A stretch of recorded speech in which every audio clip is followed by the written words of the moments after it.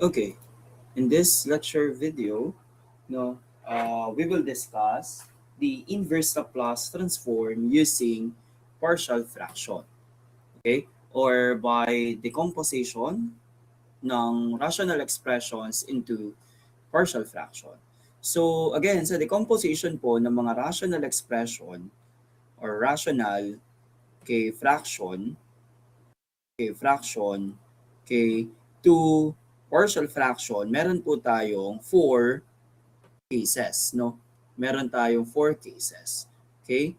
Suppose, no, your rational expression ay nasa form ng, like for example, P of S over your Q of S, no? And provided that your Q of S obviously should not be equal to 0.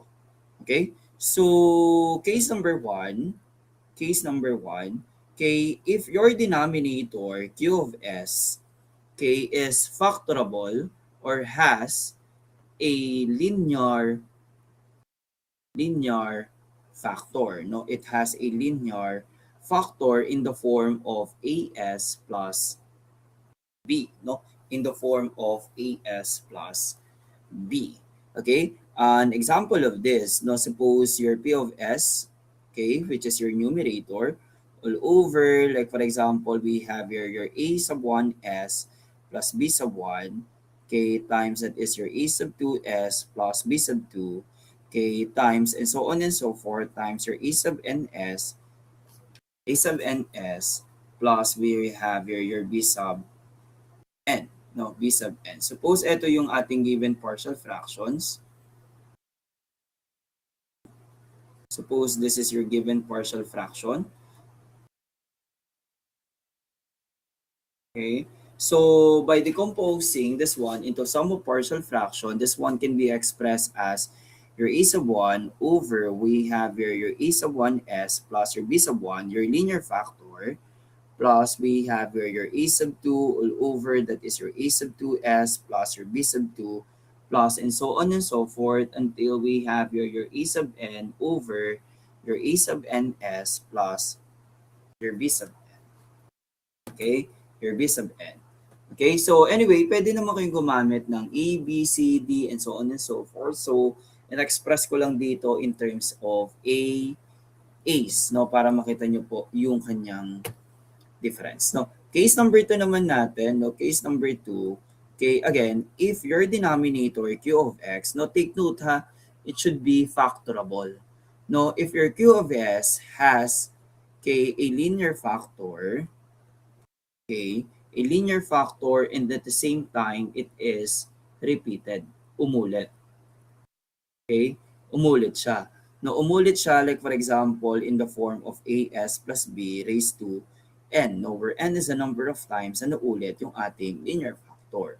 So in that case, ang magiging assumption mo po that is your P of S over that, for example, as plus b raised to n, that is just simply equal to your a sub 1 over as plus b plus we have your a sub 2 all over that is your as plus b quantity squared plus we have here and so on and so forth, no, until makuha nyo po yung number of times na naulit po yung inyong linear factor. So ulitin mo lang po siya until such time na makuha mo po yung linear factor. Okay? Case number 3, obviously, if your Q of S, K, has a quadratic factor, no? Ibig sabihin po, hindi na siya reducible into linear factors. Ibig sabihin, wala na talaga siyang factor. In the form of, like for example, AS squared plus we have your BS plus C. So ano po magiging assumption mo? Kapag ganyan po, your P of S, K all over, like for example, AS squared plus BS plus C can be expressed as your AS plus B all over we have your AS squared plus BS plus C. So ibig sabihin, dalawa na po yung constant kapag quadratic factor. Okay, case number 4. Okay, case number 4 naman po dito, if your denominator naman po is, again, a quadratic factor, if your Q of S has a quadratic factor, quadratic factor, and at the same time, it is repeated, umulit, in the form of as squared plus bs plus c raised to n. Again, when n is the number of times na naulit yung ating linear factor. In that case, ang gagawin mo po dito, like for example, your p of s, your numerator, all over we have here your as squared plus bs plus c raised to n. This is equal to your a sub 1s plus your b sub 1 all over we have here your quadratic factor, okay, plus we have here your a sub 2s plus your b sub 2 all over we have here your as squared plus bs plus c quantity squared plus and so on and so forth until we have here your a sub ns plus your b sub n all over we have here your as squared plus your bs plus c raised to n, where n is the number of times na naulit yung ating quadratic factor. So, ang gagawin niyo po dito technique is that i-decompose niyo siya, pag-iwalay niyo siya into sum of partial fraction, then kunin niyo po yung kanyang corresponding inverse Laplace transform. So, ganun lang. Okay? So, let's have here some example. Okay? Example number 1. Okay, number 1. Suppose kunin daw natin yung inverse Laplace transform of we have here 5s plus 6 all over we have here your s squared minus 11s minus 12, no? Minus 12. Suppose we have this one. Okay, so first thing first, no, kailangan ma-decompose muna natin siya into sum of partial fraction. In that case, no, suppose ito yung ating scratch work. Copyin nyo lang yan. So we have here your 5s plus 6 over, ang factor po nito, di ba, this one is s minus 12 and we have your s plus 1. Or this is just simply equal, sir, to a over, that is s minus 12 plus we have here your b over, that is s plus 1. Again, by multiplying both sides of this by its LCD, so ito po magiging 5s plus 6 is equal to, we have here your a times that is s plus 1 plus we have b times that is s minus 12. So ngayon, ang kailangan nyo lang pong hanapin yung value ng a and b. So ang pinakamadaling way po is that kapag po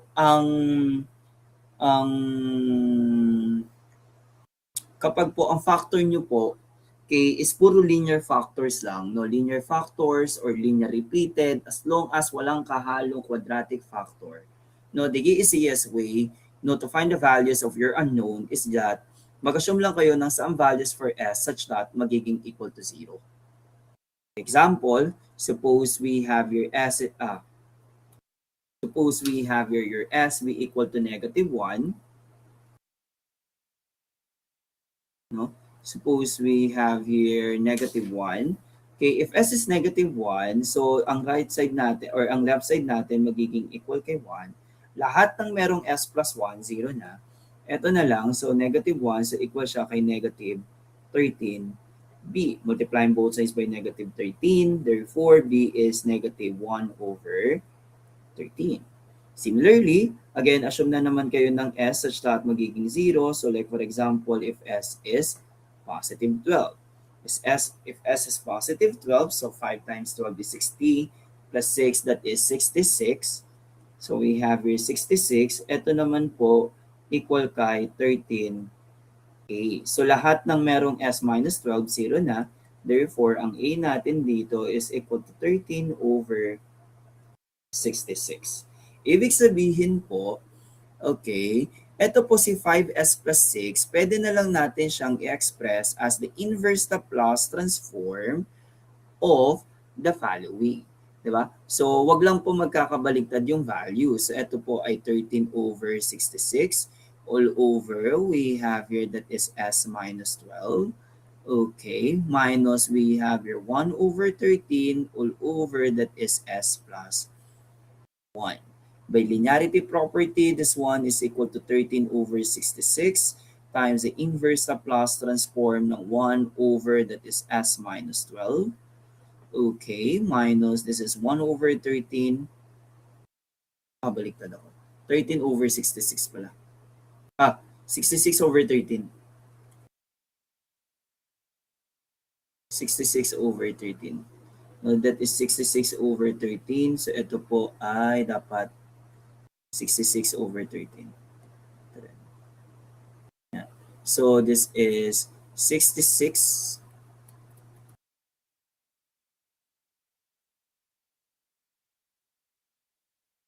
It should be this one.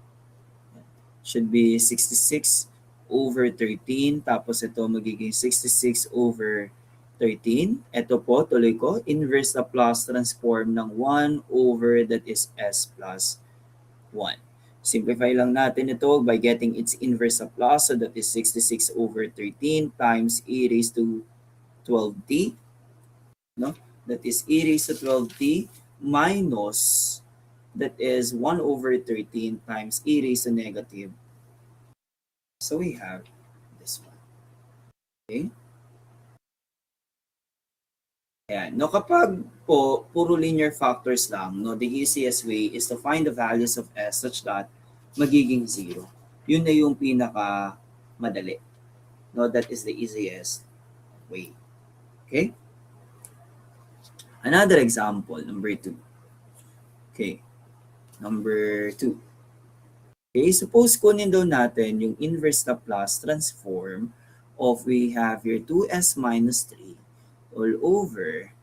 No, all over we have here like for example s raised to 3 plus 3s squared minus 6s minus 8. Suppose we have this one. So first thing first, no, tingnan muna natin if this one is factorable. No, okay, so paano natin yan i-check? Pwede nyo pong gamitan ng synthetic division. Okay, so sa synthetic division, ang ginagawa natin, kunwari ito yung scratch work natin. This is, copy nyo po yung coefficient. So that is 1, 3, negative 6, and negative 8. So para masabi nyo po na this one is a factor, kailangan ang mag-remainder po or yung last number dito should be equal to 0. So start tayo, like for example with positive 1. Babaan nyo lang to, 1. 1 times 1 is positive 1. This is 4. Add ito, 4 times 1, that is 4. Negative 4 plus 4, negative 6 plus 4, that is negative 2. This is negative 2, so this is negative 10. Ibig sabihin, yung 1 is not a root or not a factor. So ibig sabihin, try another 1. No, another value. Suppose negative 1.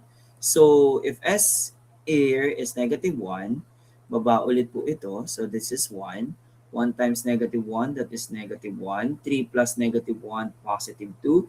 2 times negative 1, that is negative 2. This is negative 8. And we have here, next slide. This is positive 8 and we have here 0. So ngayon po, okay, reducible na lang ito into s squared plus 2s minus 8. Ito po, its factor should be s plus 1, no? Its opposite sign. So, pag factor out na lang natin ito, this is s minus 4 or plus 4, and we have here s minus 2. So, scratch work na tayo. Okay, copyin nyo lang ulit ito. So, again, we have here 2s minus 3 all over. Okay, we have here s plus 1, that is s plus 4 times s minus 2. Pwede itong magkabali-baliktad. No, wag lang magkabali-baliktad yung values niya. Okay? No, pag nakuha mo po yung value ng mga unknowns, bawal siyang magkabali-baliktad. Okay? Or this is equal, sir, to we have your a over your first linear factor, s plus 1, plus we have your b over your second linear factor, that is s plus 4, plus c over your third linear factor, that is s minus 2. Okay, again, by multiplying both sides of this by its LCD, mangyayari dito, this is 2s minus 3 is equal to a, times that is s plus 4, times this is s minus 2, plus b times that is s plus 1, times s minus 2, okay, plus c times this is s minus 2, This is s plus 1 times s plus 4. Again, linear factor naman lahat. So, assume na lang kayo ng values ng s such that magiging 0. No? Substitute such as magiging 0 si s. Kunwari, if s here is equal to, saan natin kay negative 1. No? If s is negative 1, ang left side natin, that is negative 5. No? This is negative 5. Lahat ng merong s plus 1, 0 na. So, ito magiging equal na lang ito kay 3a. Therefore, ang a ko is equal to negative 5 over 3. Okay? Hindi pala. No? This is negative 1 eh. So, 3 times ito, this is negative 9 pala. 3 times, no, negative 1, this is 3. 3 times negative ito, this is negative 9a. Therefore, ang a ko dito is 5 over 9. No, a is 5 over 9. So again, assume ulit ng value such that magiging 0 if s is equal to positive 2 naman. If positive 2, 2 times 2 that is 1. No? 4 minus 3 that is positive 1 is equal to lahat ng merong s minus 2, 0 na. So 0 na, 0 na. So 2, so this is 3. 3 times 6, 18. So we have your 18c. No? Diba? 18c. Therefore, okay, ang aking c here is equal to 1 over 18. No, this is 1 over, okay, this is 1 over 18. Okay, if this is 1 over 18, again, substitute ulit if s is equal to negative 4 ulit para maging 0 naman yun, negative 4. So negative 4, this is negative 11. Lahat ng merong s plus 4, 0 na. Equal na lang ito kay negative 3 minus negative 3 times negative 6. Negative 3 times negative 6. Positive 18, no? This is positive 18b. Therefore, b is equal to negative 11 over 18. Substitute na natin dito lahat, no? So, therefore, we have here na lang the, no, by linearity property na, this is 5 over 9 times the inverse Laplace transform ng 1 over that is s plus 1. Okay, b is negative 11, no? That is negative 11 over 18 times the inverse Laplace transform ng 1 over that is s plus 4. Okay, plus c. Plus c na 1 over 18 times the inverse Laplace transform ng 1 over s minus 2.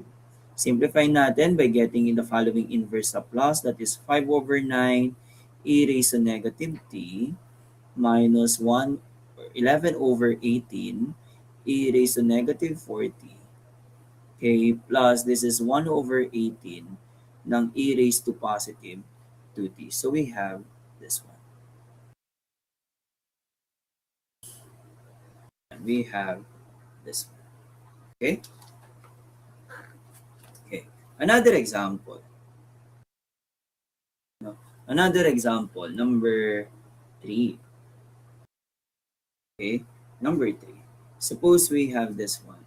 Kunin daw natin yung inverse Laplace transform ng 3s raised to 3 plus we have your 22s squared plus we have your 53s, okay, plus we have your 41 all over, okay, all over that is s plus 2 quantity squared and we have your s plus 3 quantity squared.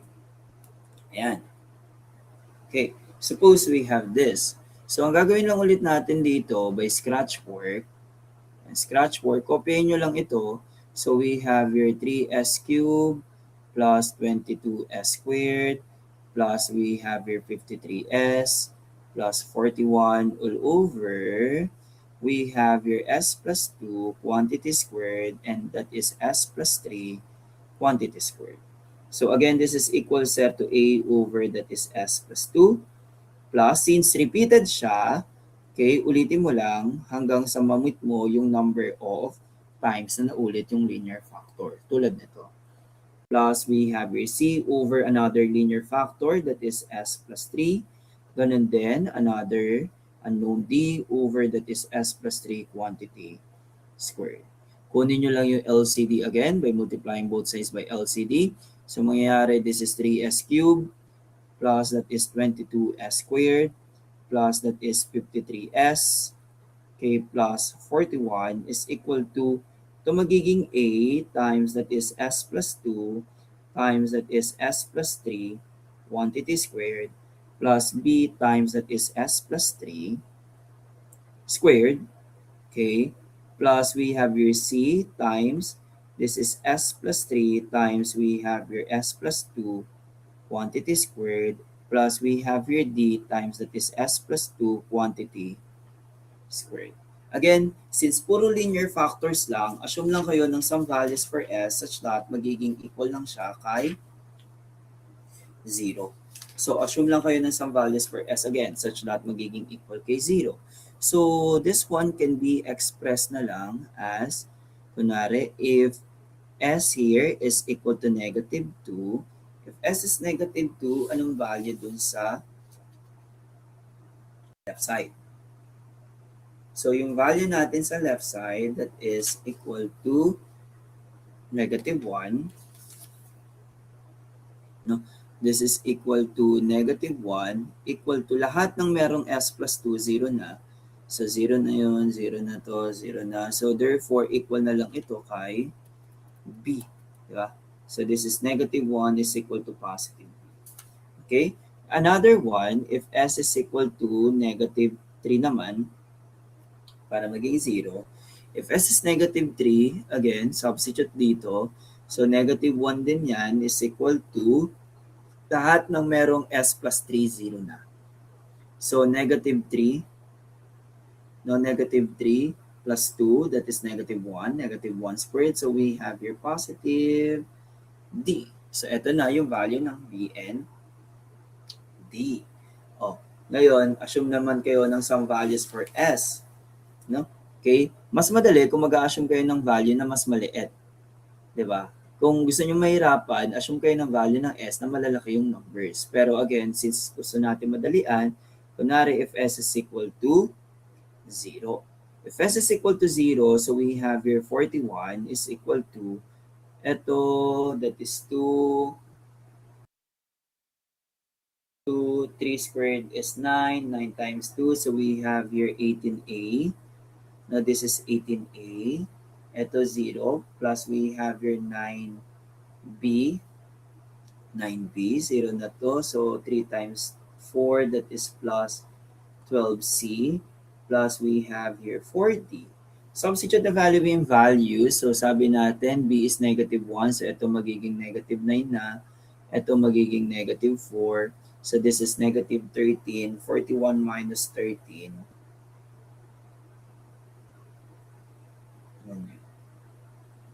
41 minus 13.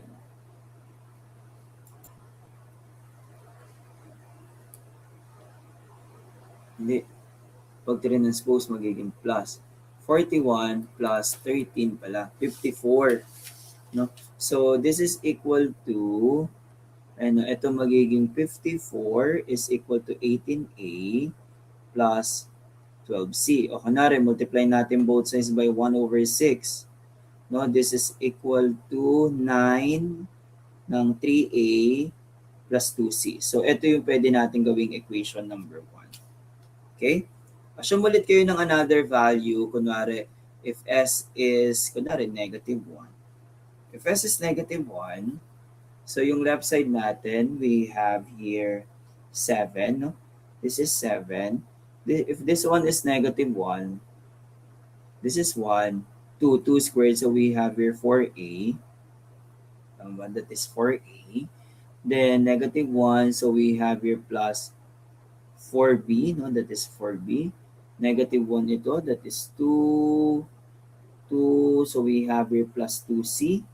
Okay, tapos ito naman, we have here plus d. Yan. So since the value of b and d is negative 1, ito magiging negative 4 na. Ito negative 1. So ilan siya? Negative 5, 7, transpose. So we have here positive 12 is equal to 4a plus 2c. So this is your equation number 2. So subtract na lang natin sa equation number 1 dito. So we have here 9 is equal to 4a plus 2c. Subtract natin ito. So we have here, makakancel ito. Cancel yan. This one is 3 na lang ito. 3 pala ito.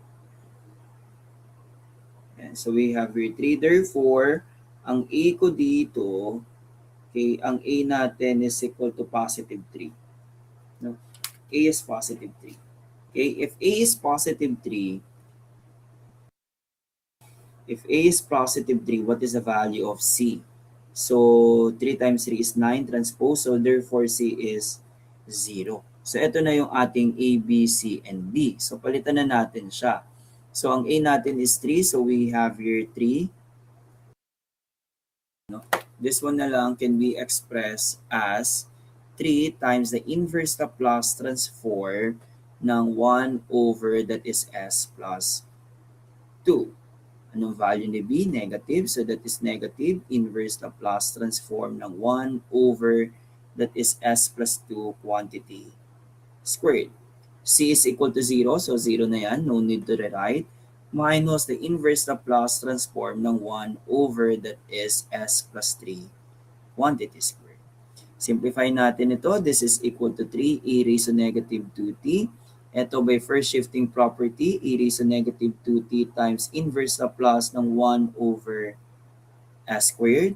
Okay, minus e raised to negative 3t times inverse Laplace ng 1 over s squared. Simplify lang ito. This is 3 e raised to negative 2t minus e raised to or minus t e raised to negative 2t minus t e raised to negative 3t. So, pwede na ito. Now, this one will do. Ayan. So, kapag repeated, assume lang kayo ng another value for s such that magiging 0. Yun yung pinakamadali. No? That is the easiest way, no, to find its inverse Laplace transform. Okay? Okay. Another example. No? Number 4.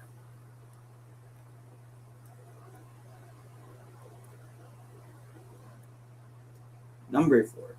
Suppose we have this one.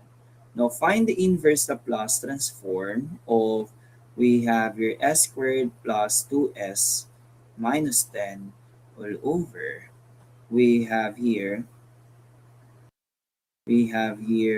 s squared, okay, times that is s squared plus 4s plus 5. Suppose we have this. Okay? So again, copyin lang ulit natin to, another scratch work. Okay, this one can be expressed as s squared plus 2s minus 10 all over, we have your s squared times that is s squared plus 4s plus 5. So yung s squared po dito considered as linear and at the same time repeated. Kasi reducible pa siya into linear factors. Kaya this one can be expressed as a over s plus that is b over s squared. Ito, this is not factorable na. So we have here your cs plus d all over. We have your s squared plus 4s plus 5. Okay? Okay, so multiply both sides again by its LCD. So matitira dito, that is s squared plus 2s minus 10 is equal to your a times that is s times that is s squared plus 4s plus 5 plus we have your b times that is s squared plus 4s plus 5 plus we have here your cs plus d times that is s squared. Ngayon po, dito, okay, Hindi nyo na po pwedeng gawin yung ginawa natin kanina na mag-assume tayo ng some values for s such that magiging equal na lang siya kay 0. Hindi na po ganon. So, anong gagawin natin? Okay? Ang gagawin nyo po dito is that i-equate nyo yung mga following coefficients. So, ano pong ibig sabihin nun? Copy nyo muna yung left side. Okay, eto, distribute nyo. Parang mangyayari that is as raised to 3 plus we have here 4as squared plus that is 5as. No, pwede mong ipantay na ito magiging plus we have here bs squared plus we have here 4bs. No, 4bs plus we have here 5b. This one is equal to cs raised to 3, no? Plus we have here ds squared. Ngayon, equate mo lang yung mga following coefficients, no? Example, coefficient po ng s raised to 3 to the both sides of this equation. Sa left side, we have here 0. Sa right side, that is a plus c. Coefficient ng s squared. Sa left side, we have 2. Sa right side, we have here your 4a plus b plus d. Okay, coefficient ng s sa left side, we have your positive 2. Oh, this one pala is 1. Coefficient ng s squared is 1. And 1. Okay, 1, this is equal to 2. Ito po magiging 5a plus 4b. No, that is 5a plus 4b. Then, the coefficient po ng ating constant, c, that is negative 10 is equal to 5b. Solve for the unknowns, no? Dito magiging b is equal to negative 2. If b is negative 2, ito po magiging 2 is equal to 5a plus 4 times negative 2. Negative a transpose, so therefore, ang a ko is positive 2. No? A is also positive 2. Okay? If a is positive 2, okay, if a is positive 2, obviously, c is equal to negative 2. Substitute dito lahat. So, this is equal to 1 is equal to 4 times 2. Okay. Plus, this is negative 2. This is negative 2 plus d. This is 8 minus 2, 6. Transforms. Therefore, d is negative 5. No, d is negative 5. O, substitute nyo lang lahat dito. Ito po, mangyayari, this is also equal now to 2 times the inverse na plus transform ng 1 over s plus we have here b, no? This is negative 2 times the inverse na plus transform ng 1 over s squared. Okay. C and D are given. So, pwede mong ilabas yung negative sign. Since both negative, inverse na plus na lang ito ng 2s plus 5 all over that is s squared plus 4s plus 5. Okay? O ngayon, kunin natin yung inverse na plus. So, ito inverse na plus na ito, that is 2. Kasi inverse na plus transform ng 1 over s is 1. Minus 2 times ang inverse na plus transform nito, that is t. Okay, ito po, pag-iwalayin pa natin yan, di ba? So, ito magiging inverse na plus transform ng 2s plus 5 all over. This one sa denominator, pwede natin itong express as s plus 1. Oh, s plus 2 pala, no? Should be magiging ganito to eh. No? S squared plus 4s plus 4 plus 1. Okay, magiging ganyan yan. Ito magiging equal na lang again kay 2 minus 2t minus, ito magiging inverse na plus transform ng 2 times that is s plus 2 minus 2 plus 5. Kailangan kasi magparehas ng domain eh. Squared plus 1. Ganyan siya, di ba? So, by first shifting property, pwede natin itong pag-iwalayin, and linearity property, magiging minus 2 times the inverse na plus transform ng s plus 2 over that is s plus 2 squared plus 1. No? Tapos, this is 2 times negative 2 negative 4 plus 5, that is positive 1, times negative, so magiging minus inverse Laplace transform ng 1 over, that is s plus 2 quantity squared plus 1. Apply natin ng first shifting property. This one is equal to 2 minus 2t, copy lang, minus 2 e raised to negative 2t times the inverse Laplace transform ng s over, that is s squared plus 1. Ito naman, minus e raised to negative 2t times the inverse Laplace transform ng 1 over, that is s squared plus 1. Simplify by getting the following inverse Laplace, that is 2 minus 2t minus 2 e raised to negative 2t times we have here your cosine t minus e raised to negative 2t sine t. So, pwede na to. No, this one will do.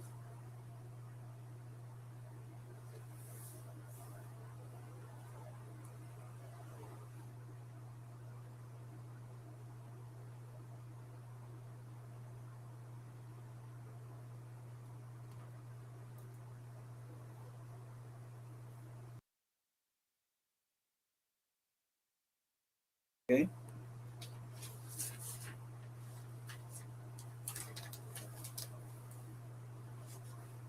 Okay, so this one will do.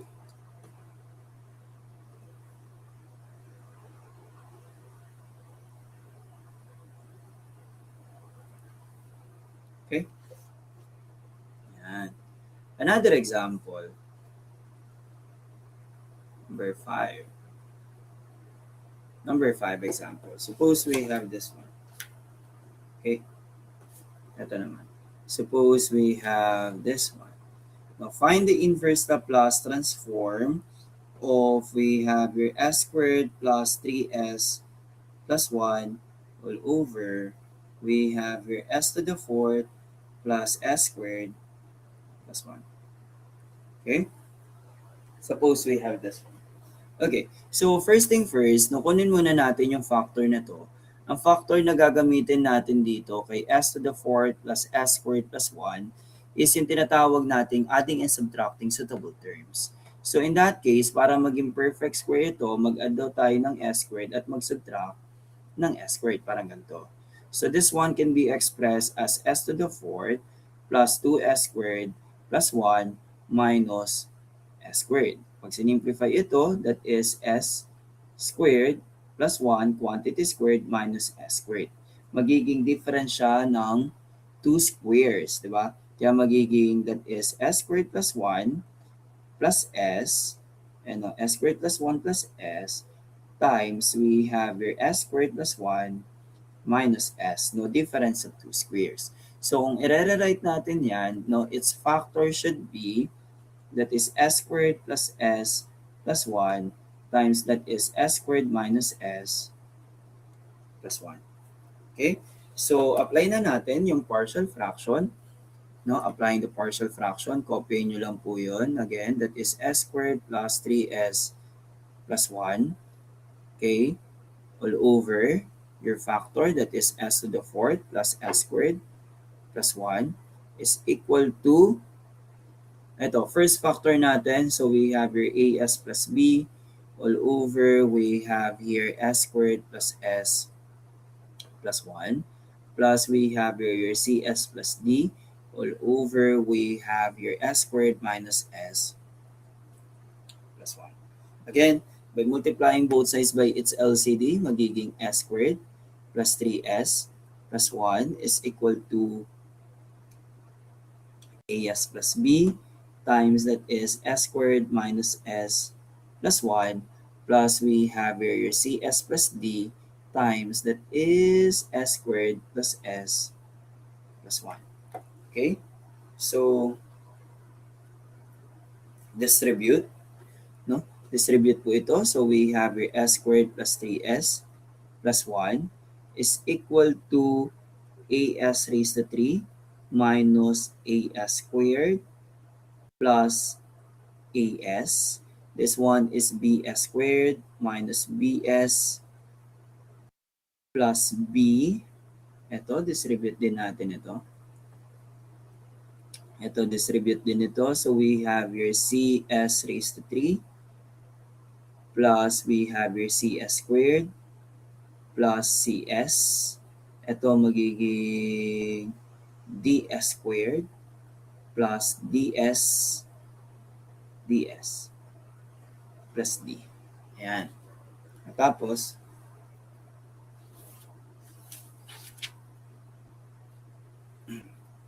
okay? So, equate ulit natin yung mga following coefficients. No, equate the following coefficient. Kunwari, coefficient ng s raised to 3, the highest. So, we have your 0 is equal to a plus c. Diba? Coefficient ng s squared. So, we have here sa left side 1. Sa right side, negative a plus b plus c plus d. Okay? Coefficient naman ng s, dito naman, sa left side, that is 3. Sa right side, we have your A minus B plus C plus D. Okay? And lastly, coefficient ng constant. That is 1 is equal to B plus D. B plus D. Okay. So, by elimination, gagawin natin.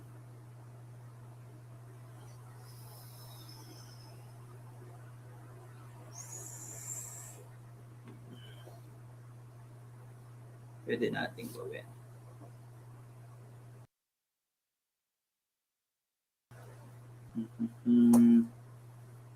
Eliminate muna natin. Sino?